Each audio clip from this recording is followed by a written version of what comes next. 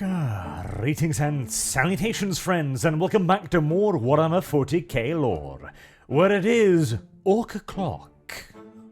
Oh, yes indeed, as today we are going to be talking about Orc Gargants. Now, technically I've touched upon this subject before in my very, very old Xenos Titans video, but I feel like the mountains of scrap metal engines and guns deserve a bit of a second and dedicated look. So, Orc Gargants. We're gonna explore what they are, why they exist, and how they work. Well, actually, that last part is a blatant full-faced lie because no one knows how Orc Gargants work. Not even the Orc mechs who build them have the faintest gawking clue how the damn things function. Much less how they move, or stay upright, or don't simply collapse beneath their own tremendous weight, but hey, details, details. Not to mention the tremendous ground pressure. This is a few thousand tons of metal balanced on two tiny-ass legs. By any right, it should be sinking deep, deep into the crust of the earth, but again, details, details. So let's begin with something simple. What is a Gargant? Well, I mean, there's about, 6 or 7 different types of Gargants, depending on size, and then there's another or so dozen odd variations dependent upon weapon loadouts and specializations, but, for now, let's begin at the lowest end of the spectrum. As in the case of this video, we are going to use the word Gargant as a catch-all term for a large orc mech. Theoretically, Gargant refers to a specific size of mech, but we're gonna cover the majority of them here. The smallest of the mass mech creatures created by the orcs is the Stompa. Standing a mere 10 to 12 odd meters off the ground, the Stompa tends to be the earliest orc, Titan equivalent. Even that's a very rough description, but close enough for government work, I do suppose. By size, this would make it a scout titan, but, well, the orcs don't really do scouting. And there's nothing particularly subtle or reconnaissance-y about the Stompa, which tends to be one of the earliest weapons of mass domination created by the orcs. We've talked on multiple occasions about how orc waaghs are created, how orcs sequestered to a world will begin to compete with one another in enormous continent-spanning wars until eventually one side emerges victorious. This process is hastened by the fact that the larger a tribe grows and the more neighbouring tribes it swallows up, the more of the orc tech tree, in essence, it unlocks. The Stompa is the first sign that the tribe is becoming a genuine major player on the planet, as the Stompa is as much a religious icon as it is a weapon of war, and is considered by the orcs to be a sign of Gork and Mork's favour on the tribe in question. The fact that it also allows them to beat the ever-living shit out of anyone nearby with far greater efficiency, well, that's part of the blessing and the bonus. Incidentally, this religious aspect is also why all of the Gargants, and we're talking Gargants and Stompas and Mega Gargants here, roughly look the same, in that you have a humanoid shape is perhaps stretching the definition a bit, but somewhat. You've got a pair of legs, you've got a fat central body, and you've got 2 arms and a head. This specific shape makes the vehicle so much more than a vehicle. It makes it into a temple, an avatar of Gork and Mork, or Mork, depending upon who you ask, I suppose, and a religious symbol, a totem of orc kind. And obviously, the tribe capable of building the biggest totem is the most worthy of taking charge. The fact that the biggest totem also has the biggest guns, well, see the previous point about the largest blessings. And we are really talking about some pretty damn serious ordnance as well. as the average Stompa usually comes equipped with one massive melee and one massive ranged weapon. That tends to be, well, as a rough equivalent, if this was World War II, this would be something along the lines of a cruiser cannon. This obviously makes anything smaller than a Stompa into little more than food before it, and it's even a weapon with which the Stompa can relatively effectively engage targets of its own size, and can even allow it to punch a little bit above its own weight class, but really, the main armament for dealing with other Stompas, or Gork help the crew, anything larger than a Stompa, tends to be the melee weapon. Although, referring to a chain sword the size of your average building complex as a melee weapon feels, well, actually, decidedly orky, and thus very appropriate, so never mind, I shelve my objections. Though it doesn't need to be a chainsword, mind you. Stompas might also employ a variety of powered claws, or simply just ginormous wrecking balls. Anything and everything capable of delivering serious blunt force trauma to anything that it hits. And as I am sure you can imagine, a 6 meters long chainsword inflicts a whole heck of a lot of damage upon anything and everything it hits. To the point, in fact, that certain orcs, the Goths in particular, have grown so enamored with enormous melee weaponry, so as to replace the main cannon of the Stompa entirely, with yet another enormous close-quarters combat weaponry. Maybe a power claw or a wrecking ball, just to shake things up a little bit. Now, even bereft of its main cannon, the Stompa is still a significant ranged threat, mind you, as it carries several heavy machine gun equivalent big shooters, along with flamethrowers and single-use dumbfire rockets. But it is certainly a subdued ranged threat. Though there are also, of course, ranged damaged variants of the Stompa too. These are usually piloted by mechs, the, well, very orcs who build the damn things. They tend to customize their own to be, well, far more technologically marvelous in their construction, favoring a second cannon arm or perhaps some exotic weaponry of the mech's own invention, perhaps. Alternatively, and quite frequently, a mech Stompa has been created specifically for the reason of utilizing purloined Imperial heavy weaponry, as more than one mech has fallen in absolute love with Titan-class weaponry, and figured, I really want to fire that, but it's a bit too heavy for me, so how about I simply build an enormous platform around the gun? This, too, is usually the bright spark idea that causes the construction of a Gargant, as in essence, a Gargant is simply a larger Stompa, but one of the key differences that you tend to see between a Gargant and a Stompa is the addition of the appropriately named belly gun. For sometimes, there are limits to even orcs' abilities to defy the laws of basic physics and gravity. Of course, these are rules of the universe that the orcs do frequently make an absolute mockery of, but mounting a hilariously enormous gun on a relatively spindly arm will sooner or later lead to disastrous consequences of falling and breaking and exploding ammunition. To circumvent this problem, the mechs mount their heaviest, most absurd weaponry within the central hold of the Gargant. Thus, belly gun. This, in most situations, will be the Gargant's primary other big things weaponry. Of course, again, simply hitting something is still a valid strategy, as the Gargants too tend to have one range weapon arm and one melee weapon arm. The difference is simply the, well, sheer size of them, and the quantity of secondary weaponry as well.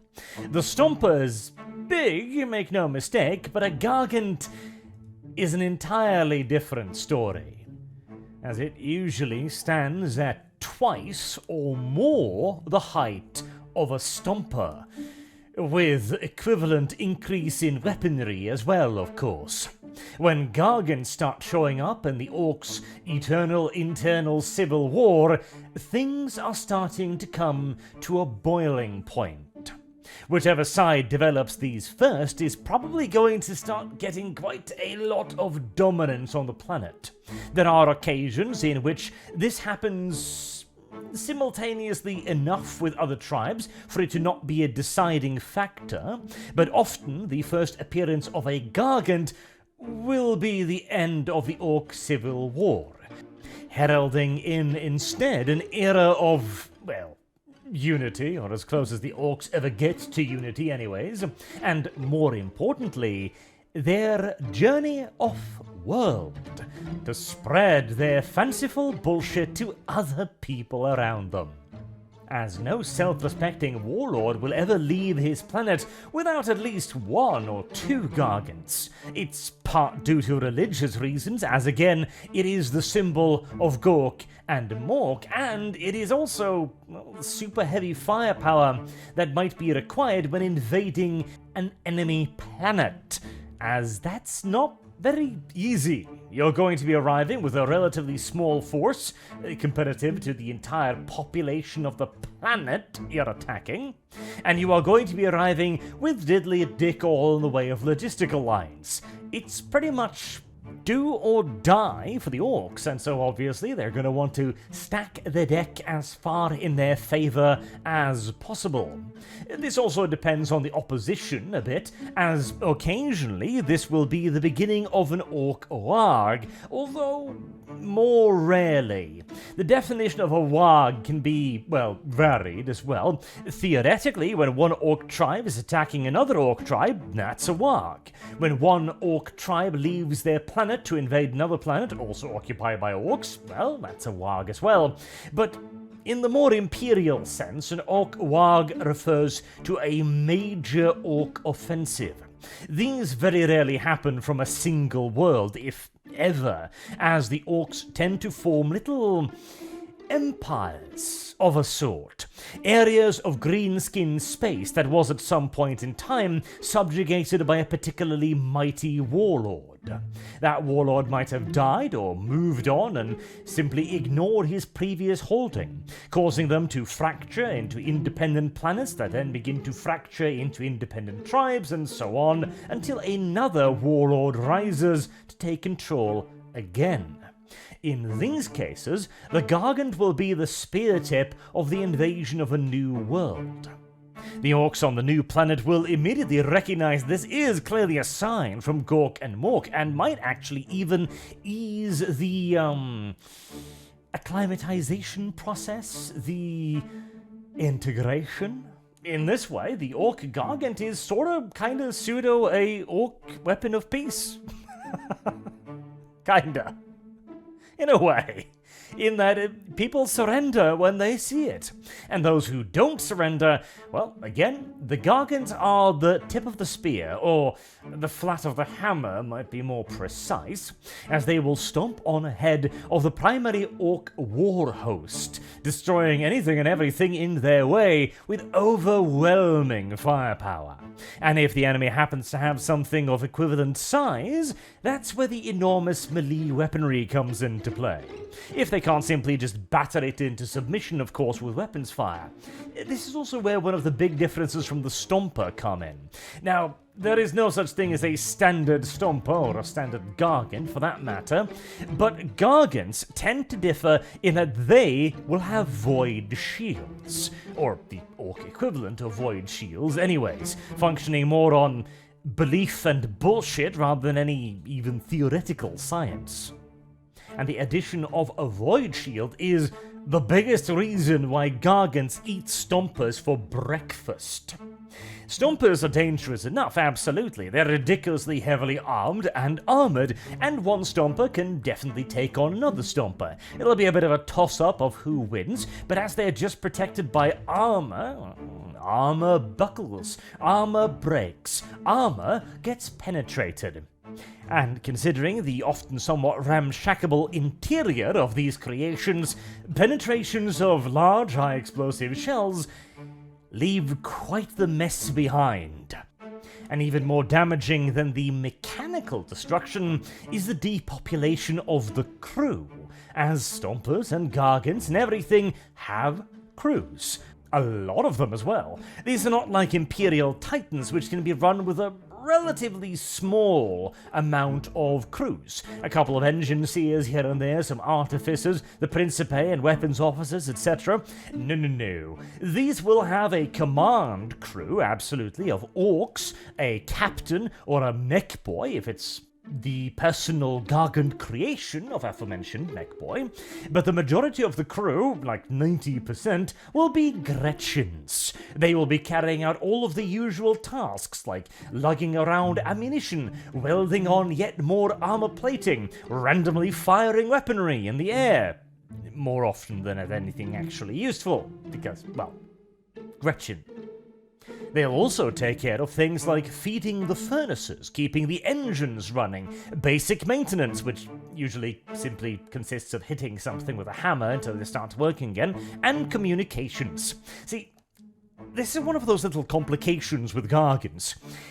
They do have radios, the orcs do have radios, but they tend to not function very well when surrounded by other orcish technology, because radios work on, well, logic and reality, and orcs don't like those things, and so they prefer to send things via signals, or runners, or messages, or communiques, or, well, flying squigs with actual letters tied to them.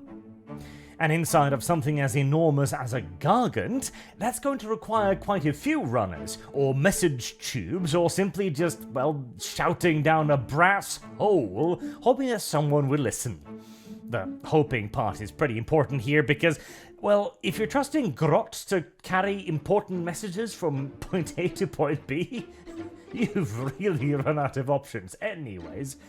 This is all wandering somewhat off the point.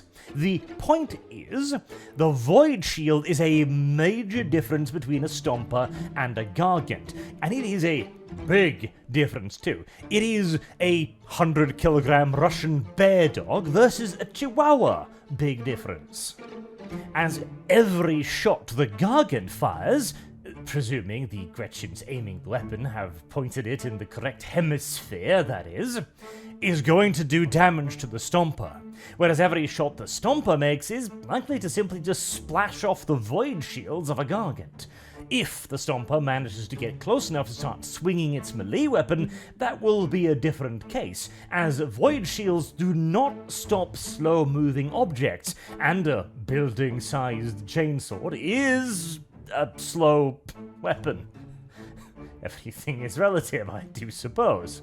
But even if that happens, the Stompa is now in close quarters combat with a thing wielding its own melee weapon that is roughly the size of the Stompa. It wouldn't be much of an exaggeration at all to say that the Gargant is a anti-Stompa weapon, which makes a certain amount of sense. When the first Stompas start moving across the battlefield in an orc world, that is a massive game changer, and is going to give a tremendous amount of influence to the tribe who managed to build them, again, both religiously and on the battlefield.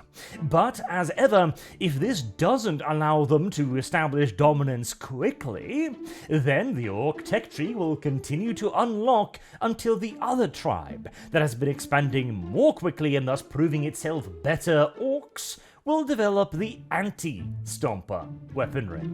Of course, it's equally likely that the faction making the Stompas will simply upgrade to Gargants sooner rather than later, but it provides the orcs with a way to keep the grind going and keep them leveling up until eventually, of course, stuff like Great Gargants will show up.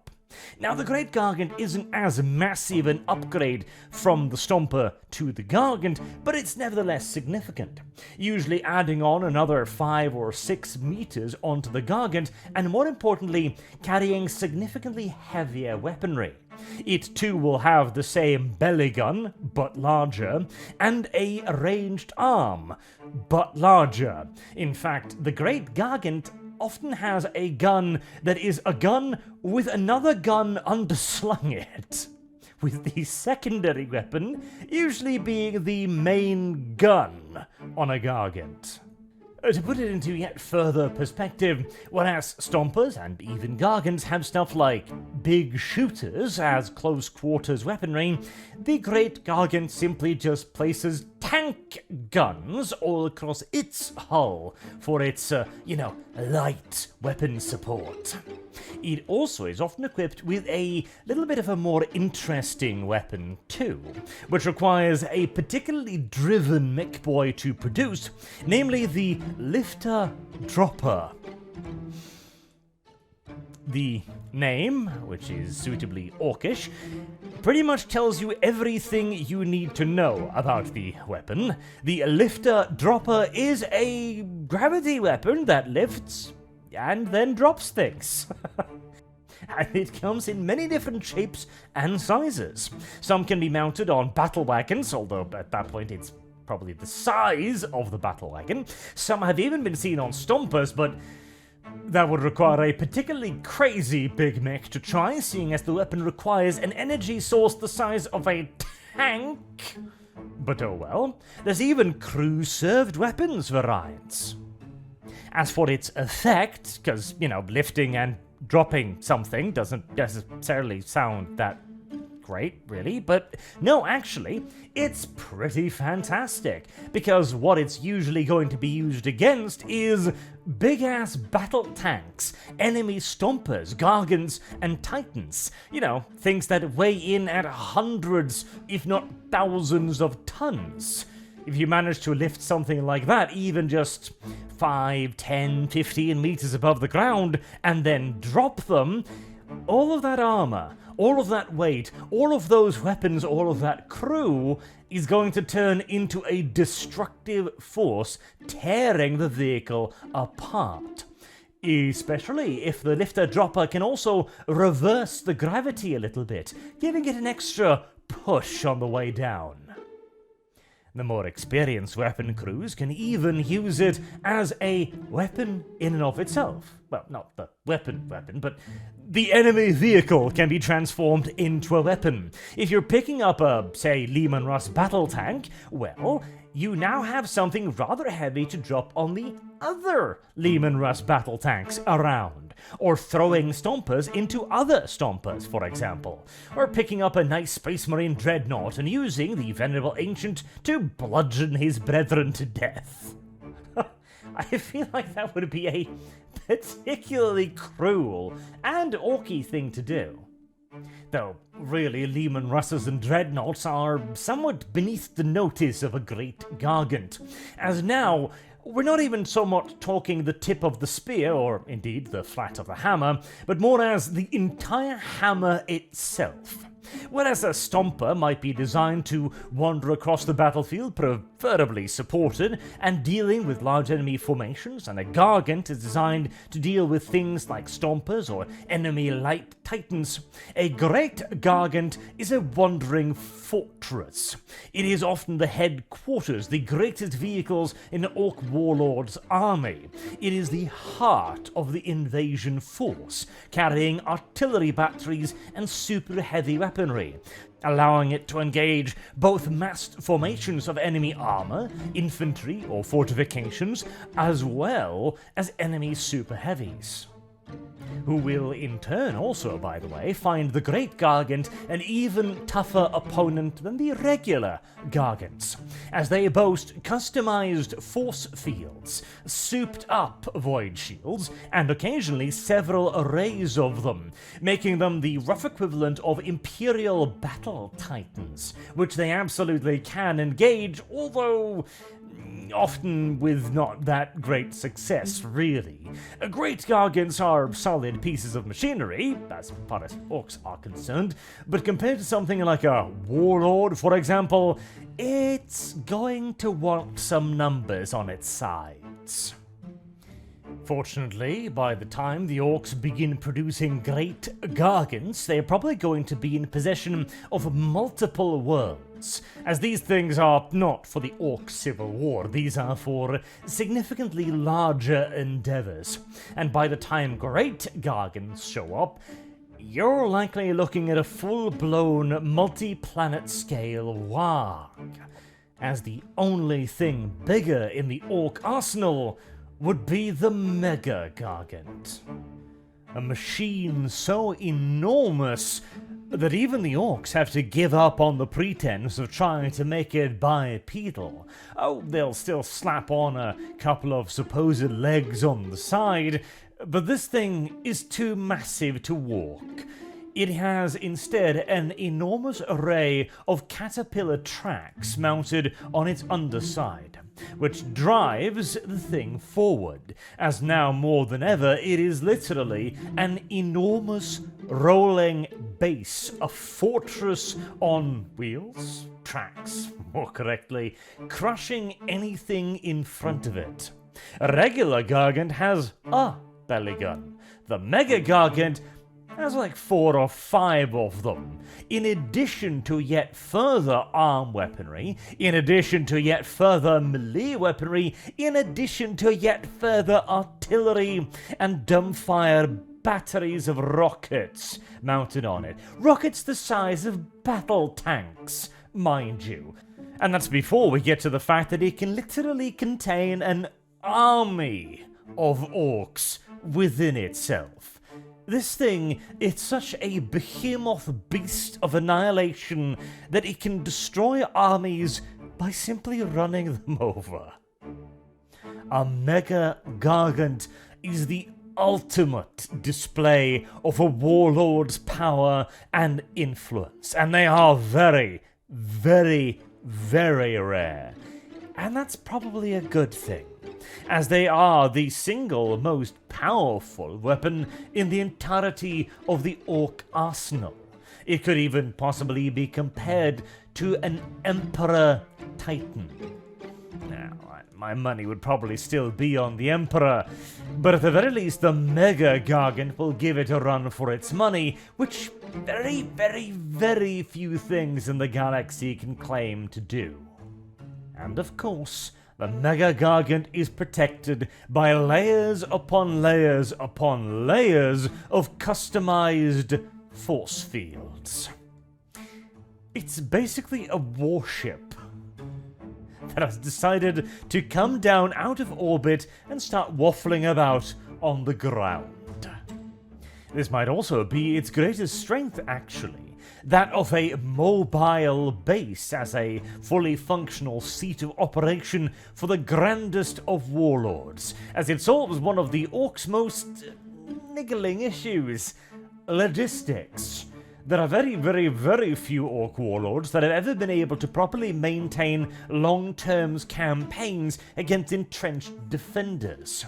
Gazgul Mag Uruk Thraka is one of very few that developed a means of effectively supplying large-scale formations in the field from multiple areas, with his rooks, of course, which he dropped directly down onto the surface of Armageddon.